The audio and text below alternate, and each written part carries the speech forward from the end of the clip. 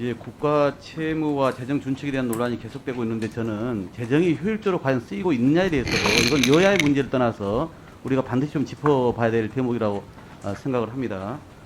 그래서 저는 재정 개혁이 이제는 필요하다는 취지에서 몇 가지 좀 근거를 가지고 말씀을 좀 드리겠습니다. 우선 예산을 편성하고도 못 쓰는 불용액 너무 많습니다. 그러니까 기재부와 교육부, 그다음에 행안부를 통해서 제가 지난 5년간의 자료를 다 받아서 확인해 봤더니 지금 표에 나온 것처럼 매년 40조 이상, 최근 5년간 한 216조 정도가 됐습니다.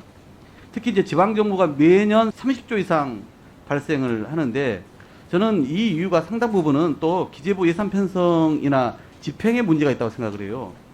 제가 지방행정연구원 그 자료를 가지고 좀 분석을 해봤더니 첫 번째는 특별 회계로 관리는 하지만 경직된 운영 지침이 있어서 정작 필요한 곳에 사용하지 못한 게 문제점이고요. 뭐 예시는 있습니다만 가령 이제 국토부의 국토교통법에 따라서 운영되는 여러 가지 중앙부처나 조례에 이 특별 회계들이 있는데 이런 것들의 뭐 불용률 같은 경우 평균 75%까지 된 게 있어요. 그리고 두 번째는 지자체의 사업 속도나 또 지자체 여건을 전혀 고려하지 않는, 그래서 먼저 국고보조금을 내려보내면서 문제가 발생을 합니다. 세 번째는 공모사업의 시기와 지원의 불일치로 인한 불용입니다. 뭐 이건 제가 예산심사하면서 워낙 많이 봤기 때문에 인건비 지원 공모사업 같은 경우는 그 시점이 안 맞는 거 있지 않습니까? 이게 이제 첫 번째 불용의 문제고요. 다음은 쓰지 않고 보유만 하는 잉여금이 너무 많다는 겁니다. 지방정부 순세계 잉여금 규모는 알고 계신지 모르겠어요. 이것도 한번 좀 자료를 한번 보시죠. 2019년 기준으로 31.7조입니다. 재정 안정화 기금에 넣어둔 자금까지 합하면 37.2조 정도 여유자금이 있더라고요. 그 이유는 대체로 세입 예산을 너무 과소 추계하면서 발생한 거죠. 그리고 2019년도 기준으로 지방정부가 이 초과세수를 봤더니 무려 93.5조예요. 엄청납니다. 그러니까 저는 이것도 한번 기재부가 행안부하고 협의해서 지방 예산 실무 지침을 좀 개정해가지고 균형 재정을 이루려고 하는 그런 노력들이 필요하다 이렇게 보는데요. 그래서 이 두 번째 문제이고, 세 번째가 이제 중앙정부가 관리하는 기금의 여유자금입니다. 이게 한 229.2조입니다. 그러니까 작년 말 기준으로 봤더니 일반 회계로 전용해서 쓸 수 있는 주택도시기금이라든가 복권기금, 이 여유자금만 해도 38조예요. 그러니까 이걸 다 합하니까 불용액, 잉여금, 기금 여유자금 있잖아요. 연간 115조 넘는 가용 자원이 생겨나는데도 쉽게 얘기하면 기회비용 아닙니까, 국가로서는. 이걸 지금 다 활용을 못하고 있는 것이죠.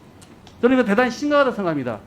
돈을 빚을 낼 거냐 말 거냐 논쟁에 빠질 게 아니라 있는 돈을 제대로 쓰고 있지 못하는 문제에 대해서 재정당국이 그 대책을 세워야 되는 것이죠. 그래서 저는 이 원인은 예산 기득권에 있는 거다. 성과 무관하게 사업을 계속합니다. 그러면서 비효율적으로 예산을 편성하다 보니까 새로운 사업을 할 수 있는 여지가 없어요. 작년 빼고 해마다 신규 사업 몇 퍼센트나 됩니까? 1%입니다. 대단하지 않습니까? 신규 재정 사업으로 정부 총 지출 대비 불과 딱 1% 정도가 반영되는 게 대한민국 현재 이 재정 구조다 이거죠. 그래서 저는 재정 개혁을 위해서 몇 가지 말씀을 드리는데, 우선은 부분적인 제로 베이스 예산제 도입이 저는 불가피하다 생각합니다. 그래서 예산 기득권 인정하지 말고요. 정말 사업의 성과와 우선순위에 따라서 그 차기 정부 첫 해부터, 그러니까 내년도 예산 편성할 때부터 매년 전체 예산의 3분의 1 가량은 제로 베이스에서 편성해야 합니다. 뭐 우리나라도 80년도에 한번 해본 적이 있으니까 저는 이거 이제는 불가피할 때가 됐다 이렇게 보고요. 이건 세입 부분에서 저는 가능하다 생각해요. 지금 연도별로 국세 감면 현황 좀 아실 겁니다. 한 매년 30조에서 40조 되지 않습니까, 부총리? 이거 결코 적지가 않습니다. 오히려 해마다 감액이 늘어나고 있잖아요. 그런데 이 국세 감면, 조세 지출에 대해서는 또 국회에서 정확한 심사가 제대로 이루어지고 있지 않고 있어요. 저는 이것 또한 문제다 싶거든요. 그래서 이 세입 부분도 제로베이스에 놓고 조세 구조가 과연 공평한지 충분한지 원점에서 재검토해서 새롭게 지금 국제적으로 얘기되고 있는 디지털세라든가 또는 탄소세라든가 또는 토지보유세라든가 이런 신규 세원을 발굴해서 선도형 국가로 전환할 수 있는 그런 여러 가지 사업 재원과 함께 우리 국민의 삶을 좀 더 따뜻하게 보살필 수 있는 이런 사업 예산을 새롭게 저는 구성할 때가 됐다 이렇게 보는데, 우리 부총리님 어떻게 생각하십니까? 예, 의원님, 저는 지금 의원님께서 말씀하신 그 대부분 의견을 같이 합니다. 다만 한두 가지는 기금 여유자금 같은 경우는 정부가 한 20, 30조, 의원 지적처럼 한 30조가 여유자금이 있는데요. 정부가 대부분 공자기금으로 예탁을 받아서 예산 편성에 쓰고 있습니다. 그만큼 국채를 안 내고요.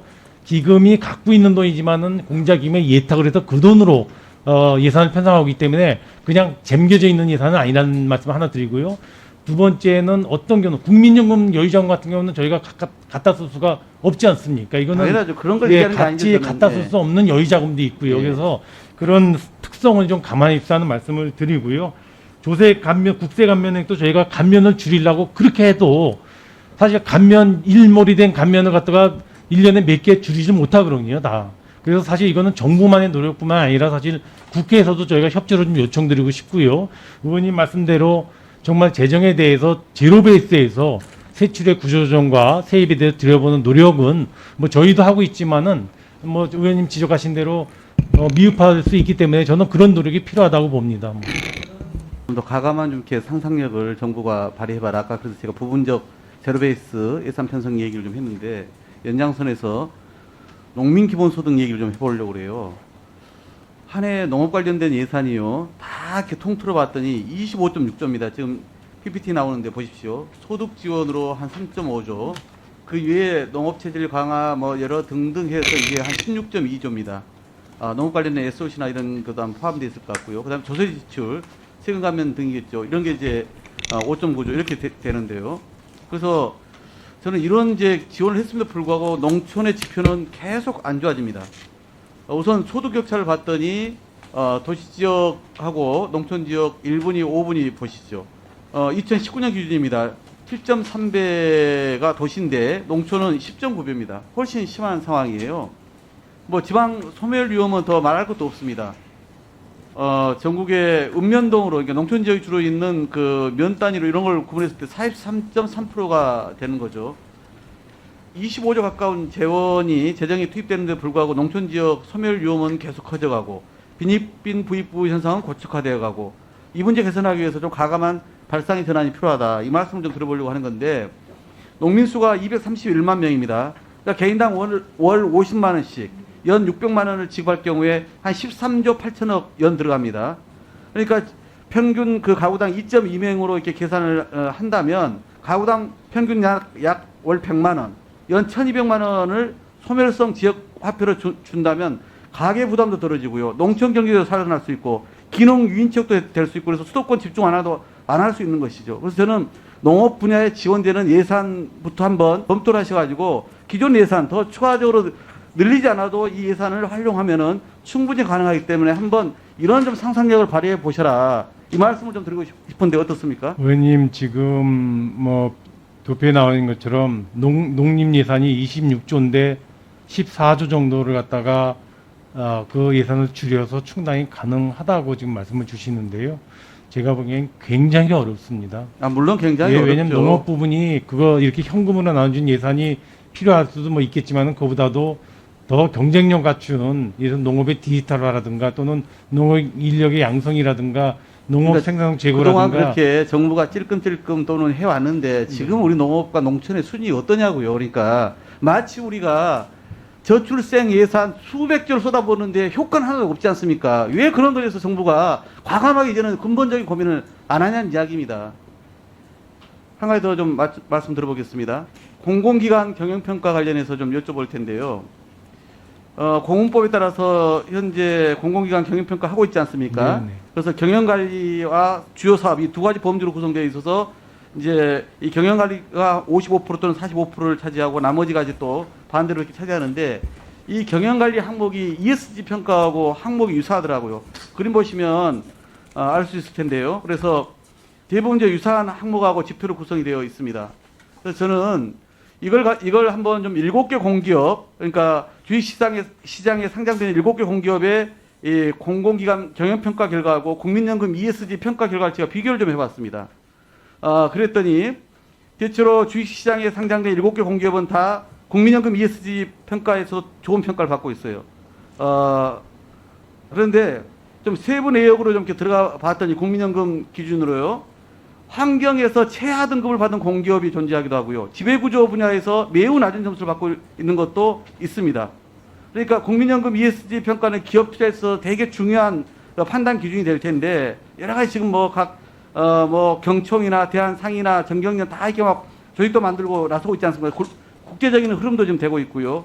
그래서 제가 좀 말씀드려보고 싶은 것은 이 ESG가 향후 이제 기업 생존에 되게 중요한 요소가 된 만큼 공공기관 경영평가에서도 ESG 정보를 공개를 강화하고 또 이를 기관평가하는 방식이 이제는 도입돼야 되지 않겠냐. 결코 ESG를 무시하고서는 평가를 받을 수 없을 정도로 가중치가 높다는 말씀을 드립니다. 일단. 네.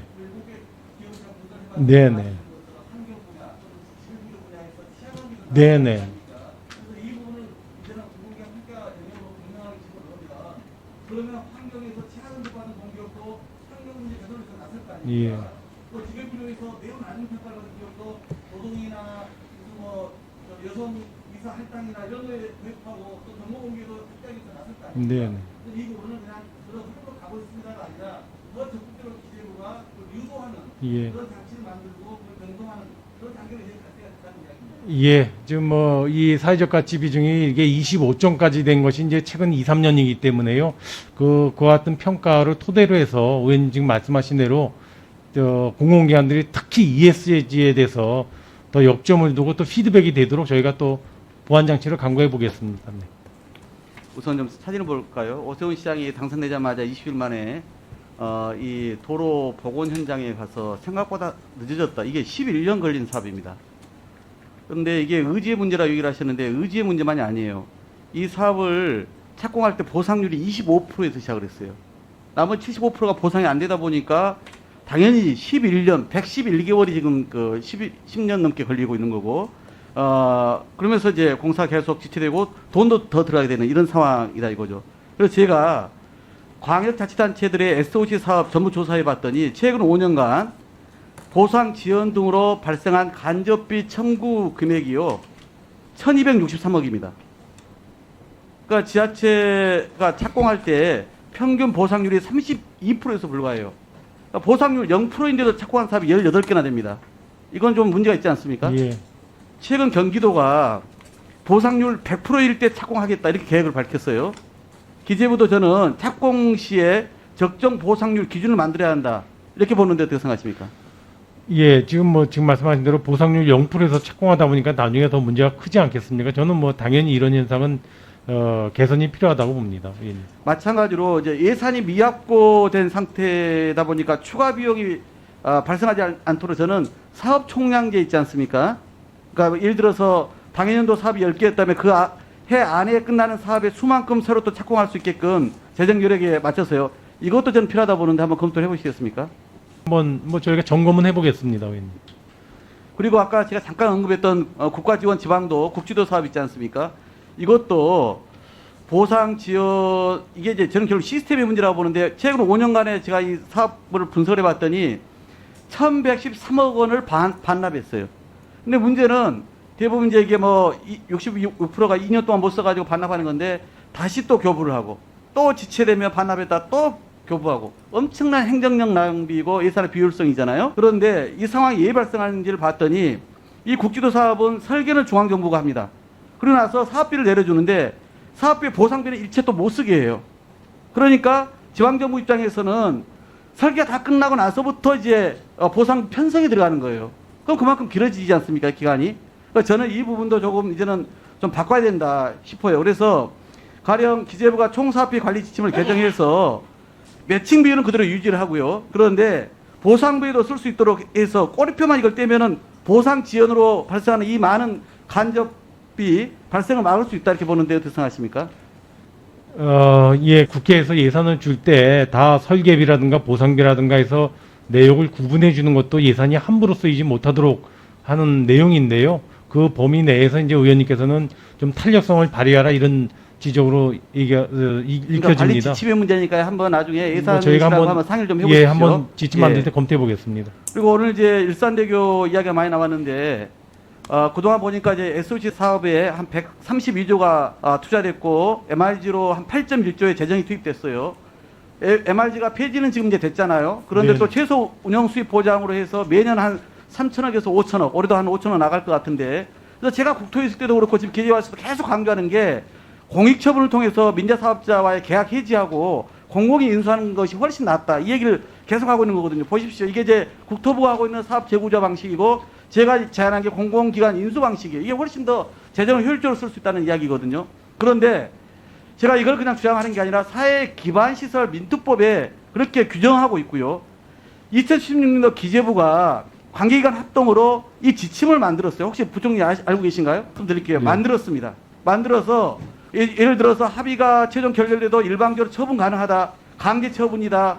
뭐 법상으로 보장되어 있다. 배임 우려가 해소될 수 있다. 이런 내용까지 다 만들어서 지침을 만들고 그 16년 10월에 업무 지침을 광역자치단체에 내려버립니다. 공문으로. 지금 공문 내용 나와 있죠. 예, 예. 적극 협조해달라. 필요한 조치 취해달라.